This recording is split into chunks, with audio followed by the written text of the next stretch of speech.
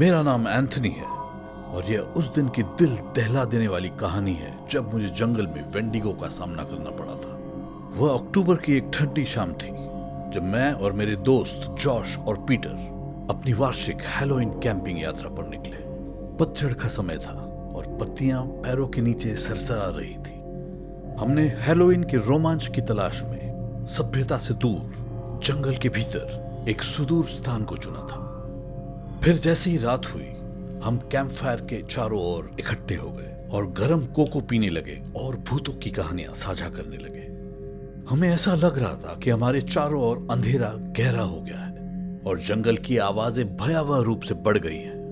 हमें पता था कि हमारी रात काफी डरावनी होने वाली है। तभी हमें पेड़ों के माध्यम से गूंजने वाली अजीब दूर की चीखें सुनने में ज्यादा समय नहीं लगा। सबसे पहले हमने उन्हें निशाचर जानवरों की आवाज के रूप में खारिज कर दिया, लेकिन रोने की आवाजें करीब और बहुत परेशान करने लगी।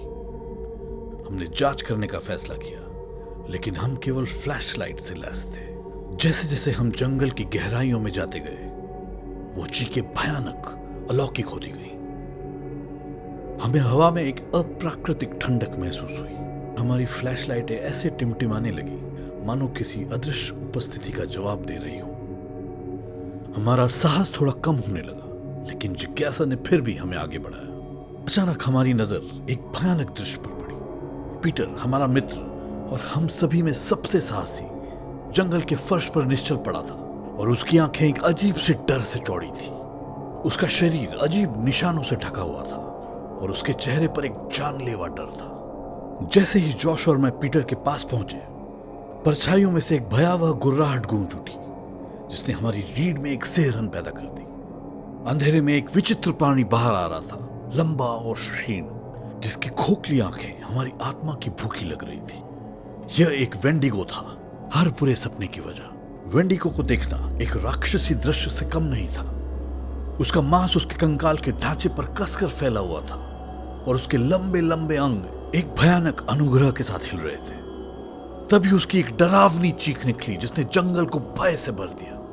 हमने भागने की बहुत कोशिश की, लेकिन वेंडिगो एक ही पल में हम पर सवार हो गया। वह हवा से बातें करता हुआ हमारी तरफ बढ़ा, जैसे उसके पंजे हवा में उड़ रहे थे, और वो अप्राकृतिक गति से आगे बढ़ा।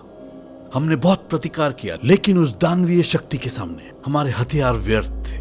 उसने हमें एक एक करके अलग कर दिया और वो जंगल हमारे हताश संघर्ष का गवाह बना। बहादुर और निडर पीटर ने बहुत बहादुरी से लड़ाई लड़ी, लेकिन अंततः वेंडिगो की क्रूरता के आगे हार गया। जैसे ही वह गिरा, उसकी आंखें मुझसे मिली। उनमें एक आतंक और उदासी का मिश्रण था, जैसे उसने उस प्राणी में ऐसा कुछ देखा हो जो हमारी समझ से परे है। अंत में जॉश और मैं भागने में सफल रहे। जब हम अंधेरे जंगल से होकर भागे तो हमारे दिल की धड़कन एकदम तेज थी। वेंडिगो की चीखें हमारे पीछे लगातार गूंज रही थी, जो उस भयावहता की याद दिलाती है जो हमने आज देखी थी। आज तक मेरे मन में उस वेंडिगो की मुठभेड़ की भयावह यादें। उसने मुझे सिखाया कि जंगल की गहराइयों में प्राचीन द्वेषपूर्ण ताकतें छिपी हुई हैं और कुछ रहस्यों को अनसुलझा छोड़ देना ही बेहतर है। इसके बाद अगले कुछ दिनों में हमने अपने भयावह अनुभव के बारे में अधिकारियों को बताया, लेकिन उन्हें पीटर के शरीर या वेंडिगो का कोई निशान नहीं मिला। इस घटना ने मुझे झकझोर कर रख दिया और मैं अक्सर रात को जागता रहता था, इस डर से कि वह प्राणी कभी वापस आकर मुझ पर अपना दावा न कर दे। जैसे जैसे साल बीतते गए, जॉश और मैं एकदम एकांत प्रिय होते गए। अपने दोस्त को खोने और उस रात के डर से परेशान रहने लगे।